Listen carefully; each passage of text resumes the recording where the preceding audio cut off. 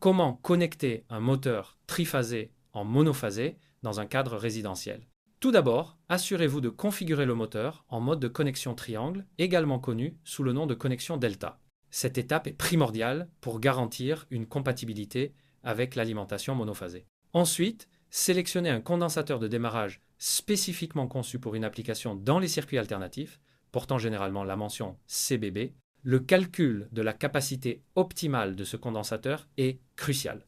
Multipliez la puissance nominale du moteur, exprimée en watts, par un facteur constant de 0,07. Par exemple, pour un moteur d'une puissance nominale de 500 watts, la capacité appropriée du condensateur sera 500 fois 0,07, ce qui correspond à une valeur de 35 microfarads. Une fois la valeur du condensateur déterminée, identifiez les bornes principales du moteur, désignées par U1, V1 et W1.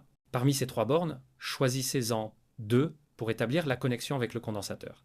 La borne restante doit être raccordée au conducteur de phase, communément appelé live.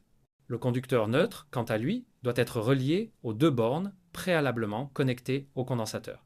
Cette configuration vous permet d'ajuster facilement la direction de rotation du moteur. En inversant les connexions au condensateur, le moteur peut être programmé pour opérer soit dans un sens horaire, soit dans un sens anti-horaire. Cependant, il est impératif de noter que cette méthode d'adaptation est spécifiquement réservée aux moteurs dont la puissance ne dépasse pas les 1500 watts. Toute tentative d'application au-delà de cette limite pourrait entraîner des défaillances ou endommager de manière irréversible le moteur et le circuit électrique.